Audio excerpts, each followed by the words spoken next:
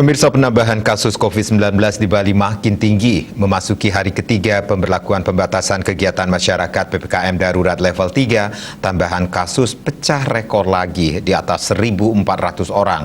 Hari ini korban jiwa juga masih di atas 30 kasus. Ketiga pemberlakuan PPKM level 3 sudah 3 kali Bali mencapai kenaikan kasus tertinggi, yaitu pada Rabu 21 Juli sebanyak 1.111 orang, Kamis 22 Juli mencapai 1.250 orang, dan pada hari ini menurut data Satgas Penanganan COVID-19 Bali per pukul 13.20 WITA, terdapat 1.407 kasus baru. Dengan demikian kumulatif kasus yang ditangani Bali mencapai 66.664 orang. Korban jiwa bertambah 32 orang sehingga kumulatif korban jiwa COVID-19 mencapai 1.905 orang atau 2,86%. Rinciannya terdiri dari 1.899 warga negara Indonesia dan 6 warga negara asing.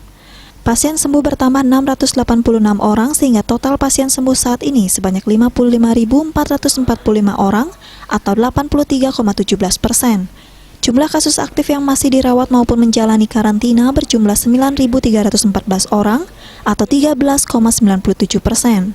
Sementara itu hingga 22 Juli bor isolasi terisi sebanyak 1.662 bed atau 73,50% dari 2.198 bed.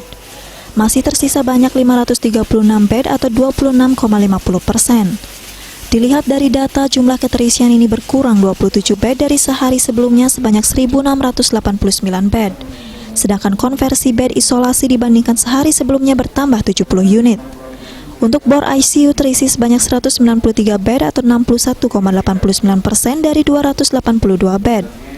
Keterisian ICU mengalami pengurangan 8 bed dari 200 bed sehari sebelumnya, sehingga masih tersisa sebanyak 89 bed atau 38,11%.